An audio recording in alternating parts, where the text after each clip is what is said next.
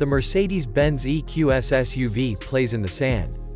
While most of the recent ride in the pre-production model was indeed spent off-road, the natural environment isn't something out of Lawrence of Arabia. Instead, it's made up of steep inclines and narrow trails on designated trails. Located in the yard of the Mercedes assembly plant in Tuscaloosa, Alabama, 2022 Mercedes-Benz EQS 450 Plus exquisite luxury. The plant was recently retooled to accommodate traditional Mercedes SUVs such as the GLE and GLS classes, as well as the upcoming EQE and EQS electric SUVs, the latter of which is slated to begin production in the next few months. Both models will receive lithium-ion battery packs manufactured at the company's new battery plant located near Bibb County. The SUV EV will also set the stage for many new electric models under the Mercedes EQ brand, including the EQB SUV and EQE sedan. While the company chose to remain silent on various specific details about the new EQS SUV during the short trip it could see it perform on the off-road track mentioned above, also gets the first close and personal look at its undisguised interior, at least from the front passenger seat. First impressions are pretty limited, and wonder why Mercedes chose to travel almost exclusively off-road, considering this vehicle will likely see trails as often as the Jeep Wrangler sees autocross lanes, but impressed nonetheless. Mercedes-Benz opens new battery factory in Alabama. The EQS SUV shares the platform, wheelbase and battery pack with the EQS sedan. That means this is the second EQ model and the first SUV to be built on the company's Evo 2 modular platform. It measures 126.4 inches between axles and draws power from a 107.8 kWh battery.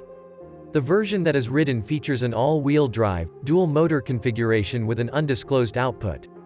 However, bet that the final numbers will be similar to the powertrain of the EQS 580 sedan, which has 516 horsepower and 631 pound-feet of torque. Unfortunately, it was not treated to any launch or high speed in the EQS SUV prototype. Instead, it did a few short runs on a well-paved test track, noting its quiet cabin and very smooth ride, aided by standard air suspension. The sample train is also equipped with 21-inch wheels sporting 275/45 front tires and 285/45 Pirelli Sottozero all-season tires at the rear. Despite the oversized rims, the thick sidewalls of the tires provide plenty of cushioning with no noticeable effect on handling. Then again, the ride never gets more intense than someone vying for an open parking spot at Target.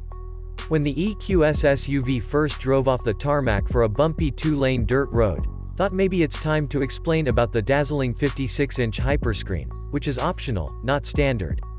Undoubtedly, this is a showpiece, but similar to the EQS sedan, except for the passenger display that can play live video.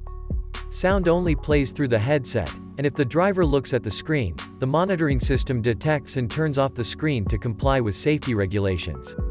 Surprisingly, the driver was able to reach out and interact with other menus in the passenger view while driving without any problems.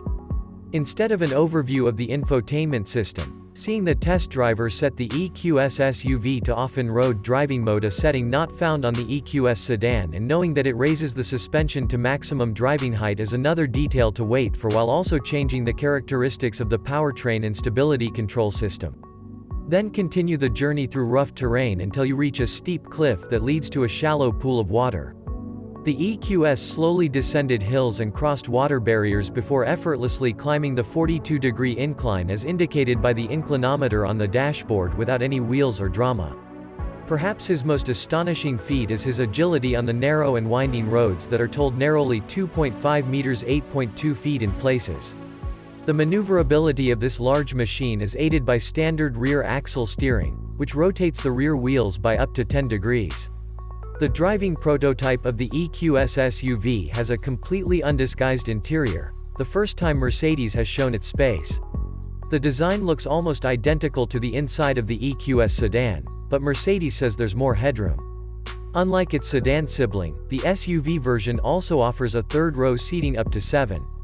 The fit and finish of the cab looks production-ready, and is a big fan of useful storage solutions throughout the cockpit.